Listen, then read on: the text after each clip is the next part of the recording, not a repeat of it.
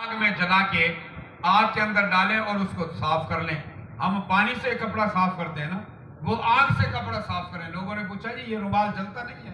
हजरत अनस बिन मालिक फरमाते हैं कि एक मरतबा हुजूर सल्लल्लाहु अलैहि वसल्लम ने इस रुमाल से हाथ साफ किए थे। तो जो है ना, एक दफा ये रुमाल हुजूर सल्लल्लाहु अलैहि वसल्लम के हाथों को लगा, एक दफा इस रुमाल से आपने हाथ साफ किए, अब आग इस रुमाल को जला नहीं सकती। आग इस रुमाल को जला नहीं सकती। एक दफा हाथ लगा और जिस पेट मुबारक में 9 महीने रहे, जिसमें 9 महीने रहे और उस पेट से खुराक हासिल करते रहे, क्या उस पेट को, उस जिस्म को आग जलाएगी? क्या फैसला कर रहे हैं आप?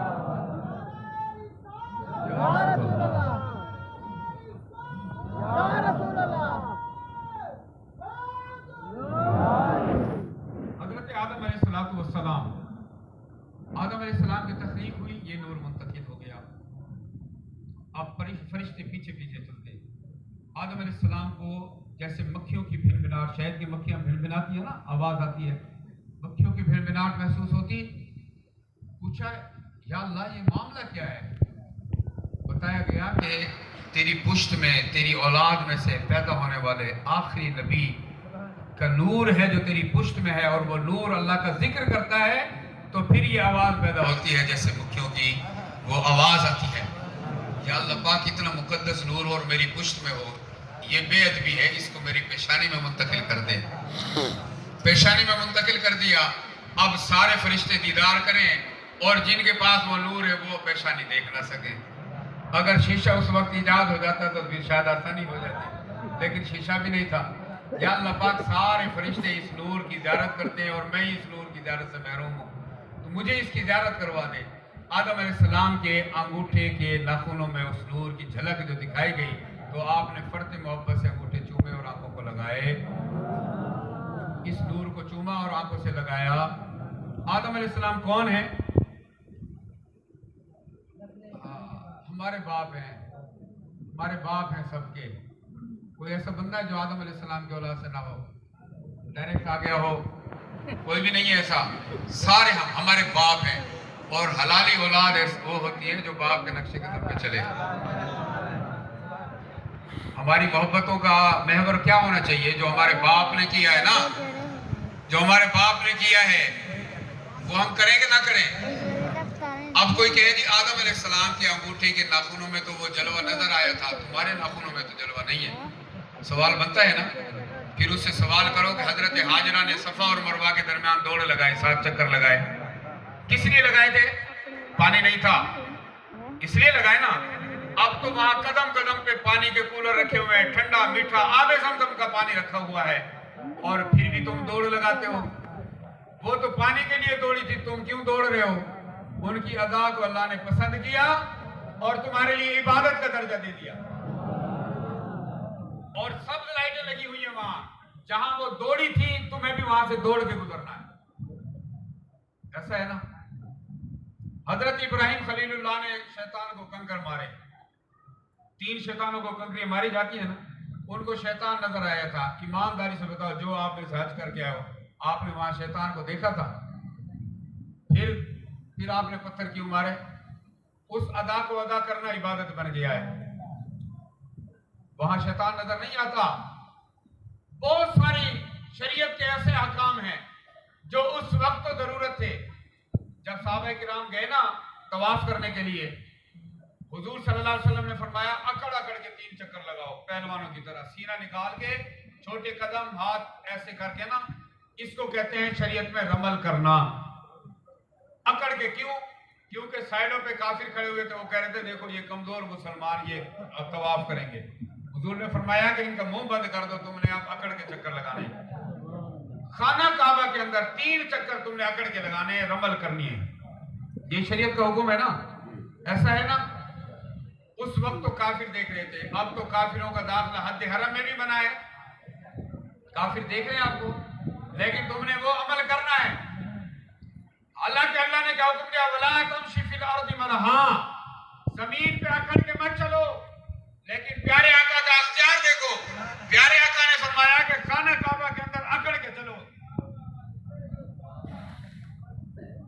तुम्हारे लिए इबादत बन गई। आदम अलैहिस्सलाम के अंगूठों में तो जलवाए नूर, जलवाए नबी नजर आया, तुम्हारे अंगूठों में नहीं है। तो हम ये कहेंगे कि अकल के अंधे, इन फतवों पे पहले बात कर। ये जो इबादत हम जाके खाना काबा में कर रहे हैं, इन पे बात कर। अब तो वो जरूरतें नहीं है, लेकिन अभी शरीयत का हुक्म हो गया है कि तुमने ये अमल करने हैं तो तुम्हारा हज कबूल होगा।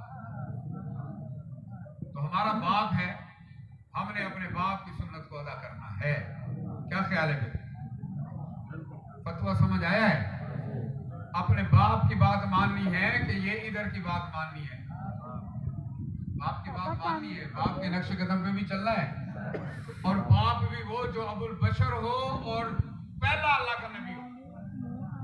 आम बंदा भी नहीं है, अल्लाह का नबी है, मनसब नबूवत मिला हुआ है, सारे इंसानों का बाप है।